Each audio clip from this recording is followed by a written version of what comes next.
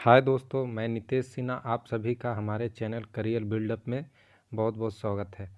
दोस्तों, इसका एक पार्ट मैंने ऑलरेडी अपडेट कर दिया है। आज सेकेंड पार्ट है, तो आज से स्टार्ट करेंगे बंगाल से। बंगाल पर ब्रिटिश प्रभुत्व की स्थापना से पूर्व यह प्रांत अत्यंत समृद्ध था। यहाँ न केवल कृषि उत्पादन की बेहतर स्थिति थी, बल्कि यह वाणिज्य व्यापार की दृष्टि से भी समृद्ध था। इसकी समृद्धि का अनुमान इस आंकड़े से लगाया जा सकता है कि 18वीं सदी में संपूर्ण यूरोप को बंगाल से व्यापक मात्रा में सोरा, चावल, नील, काली मिर्च, चीनी, रेशम, सूती कपड़े जैसे उत्पादों का निर्यात किया जाता था। ब्रिटेन को एशिया से प्राप्त होने वाली वस्तुओं में 60% बंगाल से ही जाती थी। ईस्ट इंडिया कंपनी का बंगाल से व्यापारिक संपर्क 1730 के दशक से प्रारंभ हुआ। 1733 में कंपनी ने बंगाल तट पर उड़ीसा में पहली फैक्ट्री स्थापित की। जहाँ तक व्यापार का प्रश्न है, तो मुगल शासक द्वारा कंपनी को 17वीं सदी में ही 3000 रुपये के बदले स्वतंत्र व्यापार करने की अनुमति मिल चुकी थी। बंगाल के नवाब ब्रिटिश को मिले इस छूट को अनमने ढंग से स्वीकार करते थे, क्योंकि इससे उनके राजस्व को हानि होती थी। बंगाल के नवाब तथा कंपनी के मध्य तनाव का यह एक प्रमुख कारण था। बंगाल में अलवर्दी खां तक तो सब कुछ ठीक रहा, क्योंकि वह एक शक्तिशाली नवाब था तथा वह यूरोपीय कंपनियों को नियंत्रित रखने की क्षमता रखता था। परंतु जिस समय ब्रिटिश कंपनी कर्नाटक में विजय प्राप्त कर व्यापारिक एकाधिकार तथा राजनीतिक आर्थिक शक्ति प्राप्त कर रहे थे, उस समय बंगाल में नए नेतृत्व में कई कमियां सामने आने लगी थी। बंगाल के नवाब की शक्ति तथा स्वामित्व कुछ निश्चित शर्तों पर निर्भर करता था। उदाहरण के लिए, नवाब को शक्तिशाली कुलीन वर्ग के समर्थन की आवश्यकता थी। उन्हें हिंदू राजस्व अधिकारियों के साथ वित्तीय प्रबंधकों, बैंकों के मालिकों तथा बड़े व्यापारिक घरानों के समर्थन की आवश्यकता भी थी। उन्हें बड़े जमींदारों का समर्थन भी चाहिए था, क्योंकि बड़े जमींदार न केवल सरकारी कोष को राजस्व देते थे, बल्कि आवश्यकता पड़ने पर नवाब को सैनिक सहायता भी मुहैया कराया करते थे। दुर्भाग्यवश जिस समय कर्नाटक विजय से प्रेरित होकर ब्रिटिश कंपनी राजनीतिक प्रभुत्व की योजना बना रही थी, उस समय बंगाल के नवाब को उपयुक्त तत्वों को समर्थन प्राप्त नहीं था। इस कारक ने ब्रिटिश कंपनी की महत्वाकांक्षाओं को प्रेरित किया। ब्रिटिश कंपनी द्वारा बंगाल विजय का सर्वप्रथम प्रेरक कारक आर्थिक था। वस्तुतः मुक्त व्यापार के इस काल में ब्रिटिश कंपनी को खास वस्तुओं की खरीदारी के लिए संसाधनों का अभाव भी पैदा हो रहा था, क्योंकि प्रत्येक देश बुलियन का अधिकाधिक संरक्षण करना चाहते थे। ऐसे में ब्रिटिश सरकार ईस्ट इंडिया कंपनी को मसालों के बदले सोना निर्यात करने की छूट नहीं दे रही थी। अतः अब उपाय यही था कि संबंधित देश के संसाधनों का ही प्रयोग वहां की वस्तुओं की खरीदारी के लिए किया जाए, और यह तभी हो सकता था जब उस क्षेत्र पर राजनीतिक नियंत्रण हो। बंगाल पर राजनीतिक नियंत्रण इसलिए आवश्यक था कि यहीं से ब्रिटिश को अधिकांश माल की प्राप्ति होती थी। यह वही समय था जब ब्रिटिश कंपनी तथा फ्रांसीसी कंपनी के मध्य प्रतिद्वंदिता चरम पर था। इस वजह से दोनों कंपनियों ने बंगाल के अंदर अपनी अपनी बस्तियों की किलेबंदी प्रारंभ कर दी तथा किले के परकोटे पर तोपें चढ़ा दी। सिराजुद्दौला जब नवाब बना, तो उसके सामने कुछ मुख्य समस्या अपने रिश्तेदारों की तरफ से विद्रोह का था, क्योंकि पूर्णिया के उप नजीम शौकत जंग की नज़र बंगाल की गद्दी पर लगी हुई थी। दूसरी तरफ अंग्रेज भी सिराज के उस आदेश से खफा थे, जिसमें ब्रिटिश तथा फ्रांसीसी कंपनियों से किलेबंदी बंद करने को कहा गया था। ब्रिटिश कंपनी ने अपने कर्नाटक फार्मूले को लागू करते हुए न केवल शौकत जंग तथा घसीटी बेगम को समर्थन दिया, बल्कि बंगाल के भगौड़े को भी शरण दी तथा किलेबंदी को भी नहीं रोका।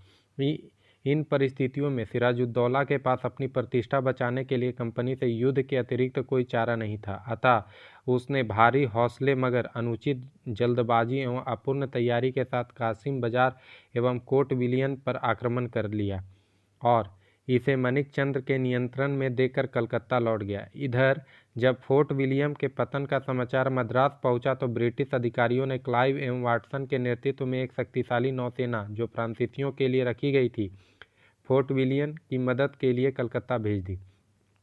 इस सेना ने क्लाइव के नेतृत्व में जनवरी तक पुनः कलकत्ते पर अधिकार कर लिया। इस समय तक सिराजुद्दौला के पास दो महत्वपूर्ण समस्या खड़ी हो चुकी थी।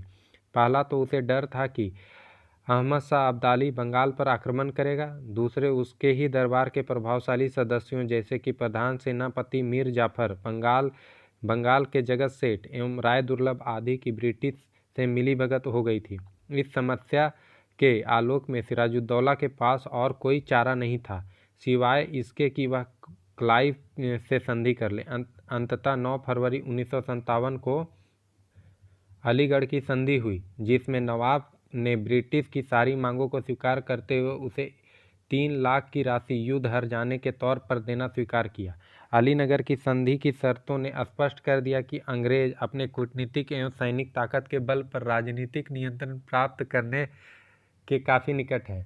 अलीनगर की संधि शांति का एक क्षणिक उपाय था, क्योंकि दोनों पक्ष इस संधि को स्वीकार करने को तैयार नहीं थे। इस युद्ध विराम के पश्चात ब्रिटिश कंपनी का लक्ष्य बंगाल से फ्रांसीसी प्रभाव की समाप्ति तथा एक कठपुतली नवाब की स्थापना हो गया, जबकि सिराज के पास सिवाय इसके कि वह फ्रांसीसी शक्ति के सहयोग से ब्रिटिश शक्ति को नियंत्रित करे और कोई चारा नहीं था। इसके पश्चात क्लाइव ने सिराजुद्दौला को अपदस्थ करने का एक षड्यंत्र रचा, जिसमें नवाब के प्रधान सेनापति मीर जाफर, बंगाल का जगत सेठ राय दुर्लभ तथा अमीर चंद सभी शामिल थे। इसमें निश्चित किया गया कि मीर जाफर को नवाब बनाया जाएगा, जो कंपनी की सभी मांगों को पूर्ति के लिए तैयार था।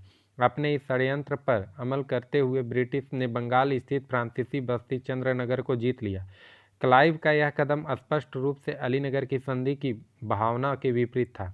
यद्यपि नवाब को इस समय मराठा तथा अफगानों के आक्रमण का भय था, तथापि उसने अपने निकटवर्ती शत्रु ब्रिटिश कंपनी के खिलाफ युद्ध करना आवश्यक समझा। क्लाइव इसके लिए पहले से ही तैयार बैठा था। 23 जून 1757 को भगीरथी नदी के किनारे पलासी गांव में दोनों सेना में युद्ध प्रारंभ हुआ। सिराज को मीर मदान के शौर्यपूर्ण लड़ाई की वजह से प्रारंभिक बढ़त भी मिली, परंतु मीर जाफर के धूर्ततापूर्ण परामर्श के कारण उसकी पराजय हो गई। युद्ध के पश्चात मीर जाफर को नया नवाब बनाया गया तथा सिराज को बंदी बनाकर मृत्युदंड दे दिया गया। मीर जाफर ने कंपनी को किए गए वादे के अनुसार अंग्रेजों को उसकी सेवाओं के लिए 24 परगने की जमींदारी से पुरस्कृत किया तथा व्यापक मात्रा में धन का आवंटन भी किया। बंगाल में स्थित सभी फ्रांसीसी बस्तियों को ब्रिटिश आधिपत्य में ले लिया गया। भारत में औपनिवेशिक शासन की स्थापना में प्लासी के युद्ध का व्यापक महत्व रहा, क्योंकि इस युद्ध के पश्चात बंगाल पर ब्रिटिश का आधिपत्य स्थापित हो गया, जो शेष भारत की विजय के लिए आधार भूमि के समान था। यद्यपि सामरिक दृष्टि से बंगाल विजय का विशेष महत्व नहीं था, क्योंकि यहाँ वीरता के प्रदर्शन के स्थान पर छल प्रपंच का ही सहारा लिया गया था, परंतु प्लासी के युद्ध का वास्तविक महत्व उसके पश्चात घटने वाली घटना के कारण है। प्लासी युद्ध के पश्चात प्राप्त राजनीतिक नियंत्रण तथा बंगाल के संसाधनों की लूट ने कंपनी को अंततः साधनों का स्वामी बना दिया। इस नियंत्रण के पश्चात कंपनी को चांदी के सिक्कों में इतना धन प्राप्त हुआ, जिसकी सहायता से अंग्रेजों ने दक्षिण भारत की विजय सुनिश्चित कर दी। इस युद्ध के पश्चात कंपनी की स्थिति भी बदल गई। जो कंपनी अभी तक अन्य यूरोपीय कंपनियों से एक थी, वह सबसे प्रमुख हो गई। इस युद्ध ने जहां कंपनी को व्यापारिक एकाधिकार प्रदान किया, वहीं उसे राजनीतिक एकाधिकार प्राप्ति के लिए प्रोत्साहित किया। बंगाल की लूट से प्राप्त धन का कंपनी ने भारत के विभिन्न क्षेत्रों में तथा चीन में व्यापक निवेश किया। 1757 से पहले बंगाल का ब्रिटेन से 74% व्यापार ब्रिटेन से आयातित सोने चांदी से होता था, जबकि अब बंगाल से ही सोने चांदी का निर्यात चीन को होने लगा। बंगाल का नवाब बनने के उपरांत मीर जाफर के समक्ष भी अनेक समस्याएं उत्पन्न हो गई, जिसमें प्रमुख थी वित्तीय कठिनाई। प्लासी युद्ध के पश्चात कंपनी ने जिस राजनीतिक प्रसार का कार्यक्रम प्रारंभ किया था, उसके लिए व्यापक धन की आवश्यकता थी। मीर जाफर कंपनी की मांगों को पूरा करने में समर्थ नहीं हो पा रहा था। 1760 तक मीर जाफर पर कंपनी का 60 लाख रुपए का बकाया हो चुका था। इसके अलावा भी मीर जाफर को कई समस्याओं का सामना करना पड़ा था। उदाहरण के लिए मिदनापुर के राजा राम सिन्हा तथा पूर्णिया के हिजरी अली खां जैसे शक्तिशाली जमींदार उसकी सत्ता को मान्यता नहीं दे रहे थे। वहीं जमींदारों में विद्रोह की भावना भड़काने के लिए राय दुर्लभ को उत्तरदायी मानता था, परंतु ब्रिटिश संरक्षण की वजह से वह राय दुर्लभ को कुछ नहीं कह पा रहा था। उसके कुछ सैनिक भी विद्रोह कर रहे थे क्योंकि उन्हें समय पर वेतन नहीं मिल पा रहा था। उसे शाह आलम के आक्रमण का भी सामना करना पड़ा था। इसी बीच मीर जाफर के पुत्र मरीन की मृत्यु के कारण उत्तराधिकारी का प्रश्न भी उपस्थित हो गया था। मीर जाफर के पतन की सबसे बड़ी वजह वित्तीय संकट ही रहा। वह कंपनी के बड़ी बड़ी मांगों को पूरा करने में असमर्थ था, जबकि कंपनी को नया क्षेत्र में विस्तार के लिए धन की आवश्यकता थी। ऐसे में कलकत्ता के नए गवर्नर बेंसीटार्ट ने मीर कासिम को नया नवाब बनाने की चाल चली, क्योंकि एक तो मीरन की मृत्यु के पश्चात मीर कासिम की दावेदारी सबसे प्रमुख हो गई थी। दूसरे, मीर कासिम ने कंपनी को वित्तीय कठिनाइयों में सहायता देने का वचन दिया था। कंपनी की इस नीति के आलोक में 1760 में मीर कासिम तथा कलकत्ता काउंसिल के मध्य एक समझौता हुआ, जिसके अनुसार मीर कासिम ने कंपनी को वर्धमान, मिदनापुर तथा चटगांव के जिले को देना स्वीकार किया। इसके अलावा सिलहट के चूने के व्यापार में कंपनी को आधा हिस्सा देना, एक दक्षिण अभियान के लिए अलग से 5 लाख रुपए देना स्वीकार किया। संधि को क्रियान्वित करने के लिए वेंसीटार्ट तथा कर्नल कैलोड कलकत्ता से मुर्शिदाबाद पहुंचा। जब मीर जाफर ने देखा कि उसके महल को ब्रिटिश सैनिकों ने चारों तरफ से घेर लिया है, तो उसने अपेक्षाकृत सम्मानजनक प्रस्ताव को स्वीकार कर, जिसके अनुसार 15,000 मासिक पेंशन पर उसे कलकत्ता में रहना था, अपना पद त्याग दिया। नवाब बनने के उपरांत यद्यपि मीर कासिम ने कंपनी से किए गए सभी वादों को पूरा किया, परंतु पूर्व के अनुभव से उसने यह भी समझ लिया था कि ब्रिटिश की मांग अनंत है, जिसे पूरा नहीं किया जा सकता। अंग्रेजों से तभी मुक्ति मिल सकती है जब वह आंतरिक रूप से मजबूत हो। अपने इस उद्देश्य की प्राप्ति के लिए उसने अपनी राजधानी को मुर्शिदाबाद से मुंगेर स्थानांतरित कर दिया, ताकि कलकत्ता से सुरक्षित दूरी बनाई जा सके। उसने अपनी पसंद को अधिकारियों की सहायता से नौकरशाही का पुनर्गठन किया तथा सेना के कौशल तथा क्षमताओं को बढ़ाने के लिए महत्वपूर्ण सुधार किए। उसने अपनी सेना का पुनर्गठन यूरोपीय पद्धति पर प्रारंभ किया तथा सेना को तोपों तथा बंदूकों की आपूर्ति के लिए मुंगेर में बंदूक कारखाना भी लगवाया। उसने जमींदारों को अपनी सत्ता मनाने के लिए मजबूर किया।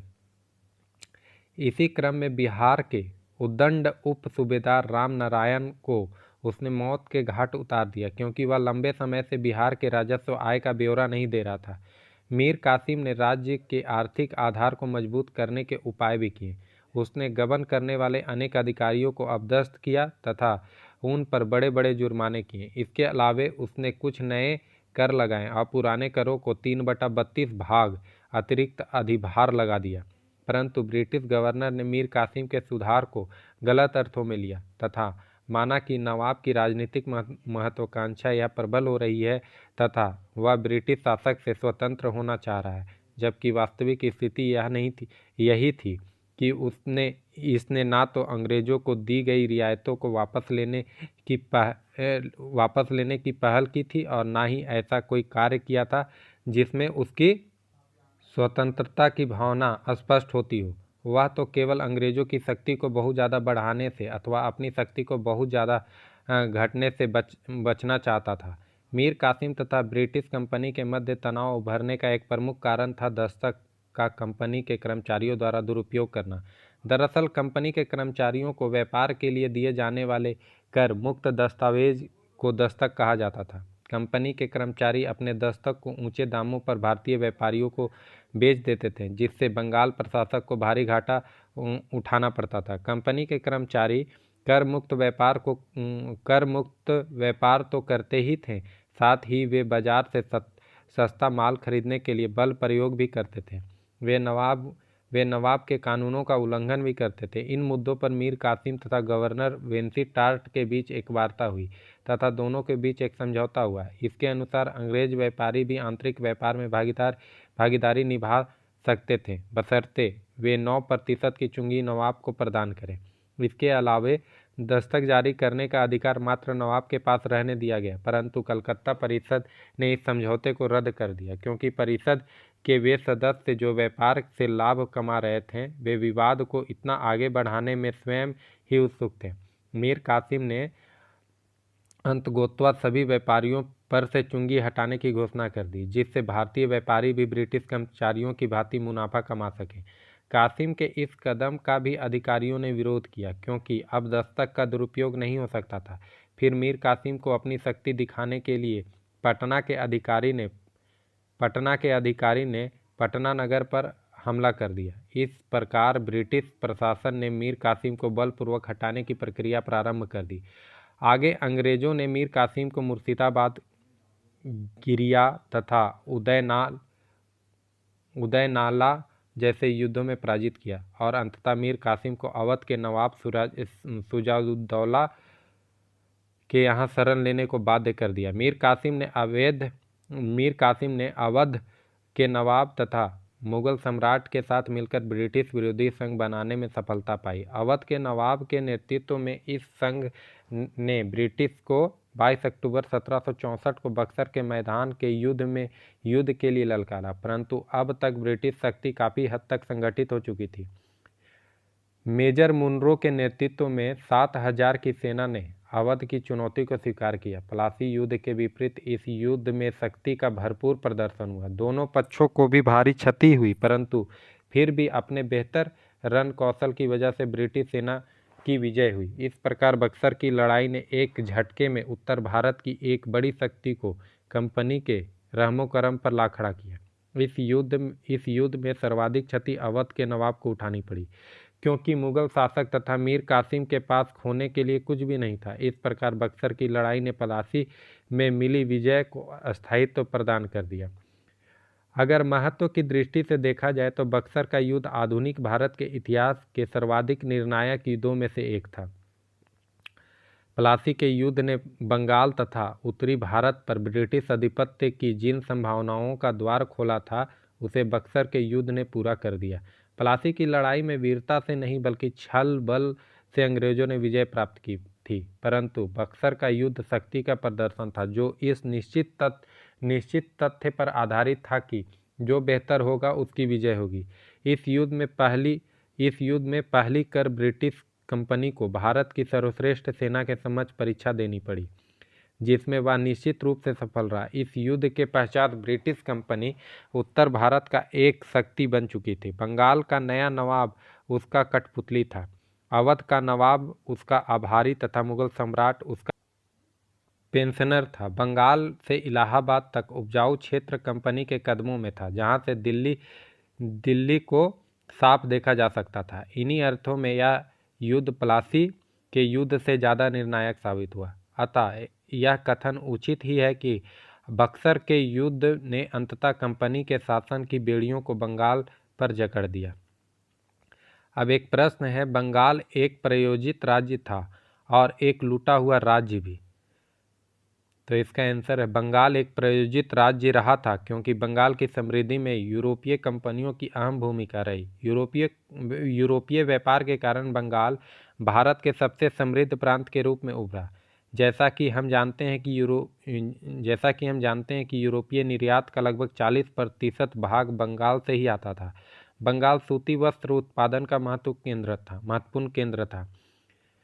यह रेशम एवं मलमल के उत्पादन के लिए भी जाना जाता था। 17वीं सदी में डच कंपनी बड़ी मात्रा में बंगाल से कच्चे रेशम का निर्यात करती थी। उसी तरह बंगाल चावल और चीनी के उत्पादन के लिए भी प्रसिद्ध था, किंतु प्लासी एवं बक्सर के युद्ध के पश्चात बंगाल की लूट आरंभ हो गई। प्लासी के युद्ध के शीघ्र बाद बंगाल से कंपनी को लगभग 1,77,00,000 रुपये मिले, जबकि व्यक्तिगत तौर पर क्लाइव को 20 लाख रुपये। ब्रिटिश कंपनी ने अपने अन्य व्यापारिक प्रतिद्वंदियों को बंगाल के व्यापार से बाहर कर दिया। ब्रिटिश व्यापारी बंगाल के ग्रामीण क्षेत्र में जाकर भी लूटपाट मचाते थे। फिर ब्रिटिश कंपनी ने गुमास्तों के जरिए बंगाल के शिल्पियों पर कठोर नियंत्रण स्थापित किया। 19वीं सदी के एक गवर्नर जनरल विलियम बेटिंग भी यह स्वीकार करता है कि बंगाल की मिट्टी शिल्पियों की हड्डियों से पटी पड़ी है। सबसे बढ़कर द्वैध शासन प्रणाली के तहत कंपनी के कर्मचारियों के द्वारा बंगाल की खुली लूट हुई। इसका परिणाम था 1770 के दशक का बंगाल का भयंकर अकाल। उपयुक्त संदर्भ में ही हम इस कथन को देख सकते हैं कि बंगाल एक प्रायोजित राज्य था, तथा लूटा हुआ राज्य भी। अब अगला प्रश्न है, प्लासी का युद्ध एक बड़ा युद्ध नहीं वरना एक बड़ा विश्वासघात था। प्लासी का युद्ध एक बड़ा युद्ध नहीं वरना एक बड़ा विश्वासघात था। प्लासी का युद्ध एक खुला युद्ध नहीं था। सैनिक संघर्ष की दृष्टि से इसका कोई विशेष महत्व नहीं है। वस्तुतः यह एक विश्वासघात की कहानी है, क्योंकि वर्तमान के क्रिकेट मैच फिक्सिंग की तरह इसके परिणाम पहले ही सुनिश्चित थे। नवाब के मुख्य सैन्य अधिकारी मीर बख्शी, मीर जाफर, एक सैनिक अधिकारी राय दुर्लभ, एक दूसरा सैन्य अधिकारी खादिम खां सभी ब्रिटिश कंपनी से मिल चुके थे। इस षड्यंत्र में बंगाल के बैंकर जगर सेठ तथा एक महत्वपूर्ण व्यापारी अमीन चंद भी शामिल थे। नवाब की मुख्य सेना मीर बख्शी, मीर जाफर तथा राय दुर्लभ के अधीन हाथ बंधे खड़ी रही, जबकि एक छोटी सी सेना मीर मदन तथा मोहन सिंह के अधीन संघर्ष करती रही। अतः यह महज युद्ध का एक नाटक था। ब्रिटिश की ओर से केवल 65 लोग मरे, जबकि नवाब की सेना में 500 लोग हताहत हुए। सबसे बढ़कर जब इस प्रतिकूल परिस्थिति में भी नवाब की छोटी सी सेना साहसपूर्वक संघर्ष कर रही थी, तो मीर जाफर की एक गलत सैन्य सुझाव ने पूरी सुरक्षा प्रणाली को ही ध्वस्त कर दी तथा युद्ध का पलड़ा अचानक से ब्रिटिश की ओर मुड़ गया।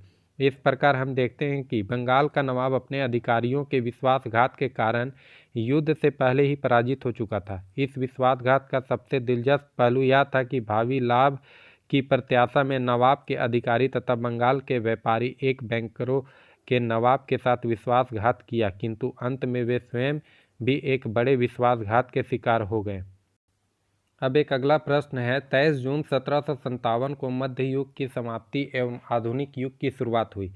यह कथन आधुनिक भारत के इतिहास लेखन में साम्राज्यवादी दृष्टिकोण को अभिव्यक्त करता है। साम्राज्यवादी लेखकों का विशेष बल 18वीं सदी के पूर्व को अंधकार का युग घोषित करने पर रहा है, ताकि प्लासी के युद्ध को एक ऐसी क्रांति सिद्ध किया जा सके जिसने भारत में सकारात्मक परिवर्तनों को जन्म दिया। किंतु परीक्षण करने पर ज्ञात होता है कि 18वीं सदी के उत्तरार्ध में भी परिवर्तन की तुलना में निरंतरता ही अधिक महत्वपूर्ण बनी रही। यही वजह है कि हम प्लासी के युद्ध के परिणाम को आधुनिकीकरण की प्रक्रिया से नहीं जोड़ सकते। 18वीं सदी के उत्तरार्ध में भारत में शासन करने वाले अधिकतर ब्रिटिश अधिकारी अपने दृष्टिकोण में प्राच्यवादी थे। उन्होंने बंगाल में परंपरागत मॉडल को बनाए रखने पर ही बल दिया। प्रचलित सामाजिक तथा सांस्कृतिक संरचना में परिवर्तन के लिए पहल नहीं की गई। प्रशासनिक संरचना में भी केवल वहां हस्तक्षेप किया गया जहां ब्रिटिश के हित पर प्रत्यक्षता जुड़े हुए थे। उदाहरण के लिए भू राजस्व सुधार तथा उसी से संबंध न्यायिक सुधार। अन्यथा यहाँ भी परंपरागत ढांचे को ही बनाए रखने पर बल दिया गया। जहां तक परिवर्तन का सवाल है तो वह 19वीं सदी के आरंभिक दशकों में देखते हैं, जब ब्रिटेन में आरंभ हुई औद्योगिक क्रांति ने भारत के संदर्भ में ब्रिटिश नीति को प्रभावित किया तथा भारत के आंशिक आधुनिकीकरण के लिए कदम उठाया गया। अतः 18वीं सदी के पूर्वार्ध एवं उत्तरार्ध को दो भिन्न चरणों में देखने के बजाय निरंतरता में ही देखा जाना चाहिए। अब एक अगला प्रश्न है, 1760 में बंगाल में होने वाले सत्ता परिवर्तन शायद ही कोई क्रांति थी। अक्टूबर 1760 में बंगाल में होने वाली सत्ता परिवर्तन को ब्रिटिश गवर्नर वेंसीटार्ट ने क्रांति का नाम दिया। जैसा कि हम जानते हैं कि इस परिवर्तन के तहत बंगाल के नवाब के रूप में मीर जाफर की जगह मीर कासिम को स्थापित किया गया था, किंतु हम यह वेंसीटार्ट के कथन से सहमत नहीं हो सकते। बंगाल में इस शासक परिवर्तन की घटना को किसी भी रूप में क्रांति नहीं माना जा सकता है। वस्तुतः क्रांति के लिए दो शर्तों को पूरा होना आवश्यक है। प्रथम, जो परिवर्तन हो रहा है वह व्यापक और मौलिक, तथा दूसरा, इनमें जो जन भागीदारी है। किंतु बंगाल में होने वाले यह शासक परिवर्तन दोनों में किसी भी शर्त को पूरा नहीं करता। अगर गौर से देखा जाए तो मीर जाफर की जगह मीर कासिम का आगमन एक कठपुतली शासक की जगह एक दूसरे कठपुतली शासक की स्थापना का प्रयास था, जबकि सत्ता का वास्तविक बागडोर पहले भी कंपनी के हाथ में थी और अब भी कंपनी के हाथ में बनी रही। साथ ही इस घटना से जन सामान्य को कुछ भी लेन देना नहीं था। लेना देना नहीं था, इसमें जन सामान्य की कोई भागीदारी नहीं थी। इसलिए बंगाल में होने वाले सत्ता परिवर्तन को हम क्रांति नहीं मान सकते। अगला प्रश्न है, लॉर्ड क्लाइव साम्राज्य का प्रयोजक नहीं वरना एक ऐसा प्रयोगकर्ता था जिसने ब्रिटिश साम्राज्य के कुछ अंश को उद्घाटित किया। तो पहला, लॉर्ड क्लाइव साम्राज्य का प्रयोजक नहीं था क्योंकि उस काल में साम्राज्य निर्माण ब्रिटिश कंपनी के लिए बड़ी दूर की चीज़ थी। फिर भी लॉर्ड क्लाइव ने एक ऐसी पद्धति विकसित की जिसके आधार पर कंपनी भविष्य में एक साम्राज्य खड़ी कर सकी। नंबर 2, क्लाइव ने डुप्ले की इस पद्धति से सीख ली कि कैसे भारतीय राज्यों के आंतरिक संघर्ष से लाभ उठाकर कंपनी की स्थिति मजबूत की जा सकती है। नंबर 3, क्लाइव ने यह सिद्ध कर दिया कि अगर भारतीय सिपाही को यूरोपीय मॉडल पर प्रशिक्षित करके आधुनिक अस्त्र शस्त्रों से लैस कर दिया जाए तो वे यूरोपीय सैनिक से पीछे नहीं रहेंगे। फिर भी अकाट के घेरे तथा प्लासी के युद्ध के अवसर पर उसने यह सिद्ध कर दिया। नंबर 4, क्लाइव ने बंगाल की दीवानी प्राप्त कर कंपनी के लिए निवेश की समस्या का हल किया। अगला प्रश्न है, क्लाइव ने अपने कुछ कार्यों से अपनी कृति को धूमिल कर दिया। कृति, अकाट के घेरे के अवसर पर उसने युद्ध का पलड़ा फ्रांसीसी से ब्रिटिश के पक्ष में सुनिश्चित कर दिया। इस तरह कर्नाटक युद्ध में कंपनी को सफलता मिली। नंबर 2, प्लासी के युद्ध में कंपनी की सफलता को सुनिश्चित कर दिया।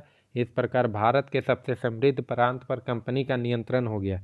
इलाहाबाद की संधि में उसने अत्यधिक कूटनीतिक दक्षता का परिचय देते हुए कंपनी के लिए बंगाल की दीवानी सुरक्षित कर दी। धूमिल कर दिया। नंबर 20, धूमिल कर दिया। फेलुअर, उसने बंगाल में रिश्वतखोरी और भ्रष्टाचार को प्रोत्साहन दिया। सोसाइटी ऑफ ट्रेड की स्थापना करके उसने भ्रष्टाचार को व्यक्तिगत स्तर से सामूहिक स्तर पर स्थापित किया। सबसे बढ़कर क्लाइव के द्वारा स्थापित द्वैत शासन प्रणाली ने बंगाल में कुशल और अव्यवस्था को प्रोत्साहन दिया। इसका परिणाम था 1770 के दशक में होने वाला बंगाल का अकाल। यही वजह है कि जहां प्लासी की सफलता के लिए उसने बैरन क्लाइव की उपाधि मिली, वहीं 2,34,000 पाउंड गलत ढंग से हस्तगत करने के कारण उस पर भ्रष्टाचार का अभियोग लाया गया और अंत में 1774 में उसने आत्महत्या कर ली। अगला क्वेश्चन है, प्लासी की विजय की पुष्टि बक्सर के युद्ध ने कर दी। प्लासी युद्ध जहां विश्वासघात एवं धोखाधड़ी से जीता गया था, वहीं बक्सर का युद्ध एक खुला सैनिक संघर्ष था जिसने कंपनी की सैन्य श्रेष्ठता स्थापित कर दी। बक्सर के युद्ध के साथ ब्रिटिश ने बंगाल के साथ साथ अवध पर भी अपना वर्चस्व स्थापित कर लिया। बक्सर की सफलता के पश्चात मुगल बादशाह शाह आलम द्वितीय कंपनी का पेंशन याफ्ता बन गया तथा बंगाल की दीवानी कंपनी को प्राप्त हो गई। अगला क्वेश्चन है, डुप्ले ने भारत की चाबी मद्रास से खोजकर भयंकर भूल की। डुप्ले ने भारत की चाबी मद्रास में खोजकर भयंकर भूल की। रॉबर्ट क्लाइव ने इसे बंगाल में खोजा और सफल रहा। उपयुक्त कथन को वृहद संदर्भ में देखने की आवश्यकता है। यद्यपि यह सही है कि बंगाल भारत का सबसे समृद्ध प्रांत था तथा यूरोपीय कंपनियों के द्वारा निर्यात की जाने वाली वस्तुओं में लगभग 50% बंगाल से ही होती थी, अतः बंगाल का मुक्त व्यापार का फरमान ब्रिटिश कंपनी के लिए अत्यधिक उपयोगी सिद्ध हुआ तथा कर्नाटक युद्ध एवं प्लासी के युद्ध के आधे शताब्दी पूर्व से ही ब्रिटिश कंपनी बंगाल से अत्यधिक संसाधन ना प्राप्त कर चुकी। फिर भी डुप्ले के द्वारा मद्रास को महत्व दिए जाने का निर्णय एक भूल नहीं मानी जा सकती, बशर्ते उस निर्णय को विवेकपूर्ण ढंग से लागू किया गया होता।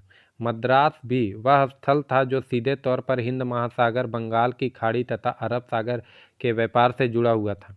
फिर डुप्ले ने क्षेत्रीय राजनीतिक में दखल अंदाजी करके व्यापार के लिए विदेशी साधनों से ही निवेश जुटाने का निर्णय लिया। यह एक अग्रगामी कदम था जिसकी नकल आगे ब्रिटिश ने की, परंतु उसकी विफलता का महत्वपूर्ण कारण बना। फ्रांसीसी कंपनी की संरचना तथा प्रबंधन का स्वरूप, दूसरे शब्दों में ब्रिटिश कंपनी के विपरीत फ्रांसीसी कंपनी एक सरकारी कंपनी थी। तथा इसमें बहुत अधिक राजकीय हस्तक्षेप था। डुप्ले की सक्रियता को फ्रांसीसी हित के लिए हानिकारक मानते हुए उसे फ्रांस वापस बुला लिया गया। यह निर्णय एक बड़ी भूल सिद्ध हुआ। फिर फ्रांसीसी कंपनी का भविष्य काउंट डी लाली के हाथ में दे दिया गया, जिसे भारतीय परिस्थितियों का बिल्कुल ज्ञान नहीं था। अतः फ्रांसीसी कंपनी और डुप्ले की विफलता को उपयुक्त संदर्भ में समझने की जरूरत है। अगला प्रश्न है, अंग्रेजों की भारत की विजय प्लासी के साथ संपूर्ण नहीं हुई। अगर अंग्रेजों को भारत में किसी पश्चातकालीन युद्ध में पूरी तरह से पराजित कर दिया गया होता तो भारत के इतिहास में यह एक छोटा सा हिस्सा बनकर रह जाता। इस कथन का समालोचनात्मक परीक्षण कीजिए। ये क्वेश्चन 150 शब्दों में लिखना है और ये यूपीएससी 2014 में आ चुका है ये क्वेश्चन। प्लासी के युद्ध के मूल्यांकन को लेकर प्रायः दो परस्पर विरोधी विचार को देखने मिलते हैं। प्रथम विचार उन बंगाली लेखकों के द्वारा किया गया जो कहीं न कहीं बंगाली उपराष्ट्रवाद से प्रभाव में प्लासी से भावनात्मक जुड़ाव महसूस करते थे तथा इसके प्रभाव को अधिक करके आंकते थे। उदाहरण के लिए बंगाली विद्वान नवीन चंद्र सेन ने अपनी पुस्तक पालासीर युद्ध में इस युद्ध को शाश्वत अंधकार के काल से जोड़ा है। दूसरी तरफ कुछ ऐसे विद्वान हैं जिन्होंने प्लासी के प्रभाव को अत्यधिक सीमित करके देखा है। उनके विचार में चूंकि यह युद्ध धोखे और विश्वासघात से जीता गया और अपने आप में कोई युद्ध ही नहीं था, इसलिए इस युद्ध की उपलब्धि नगण्य थी। आगे ब्रिटिश कोई भी युद्ध हारते तो उस उपलब्धि से वंचित हो जाते, अतः ये बक्सर के युद्ध को निर्णायक युद्ध मानते हैं। वास्तविकता इन दोनों भिन्न विचारों के मध्य अवस्थित है। यह सही है कि प्लासी के युद्ध की सफलता को सीधे तौर पर भारत की गुलामी से नहीं जोड़ा जा सकता, क्योंकि उसके बाद भी भारतीय राज्यों को कई अन्य अवसर भी मिले थे। परंतु दूसरी तरफ प्लासी की उपलब्धियों को भी नगण्य नहीं करार दिया जा सकता। वस्तुतः हमें यह ध्यान रखना चाहिए कि प्लासी की सफलता के 7 वर्ष के काल में कंपनी ने भी संसाधनों का दोहन किया। उसने कंपनी को बक्सर के युद्ध की स्थिति मजबूत कर दी। इसलिए प्लासी और बक्सर को पृथक पृथक न देखकर एक दूसरे के पूरक के रूप में देखने की जरूरत है।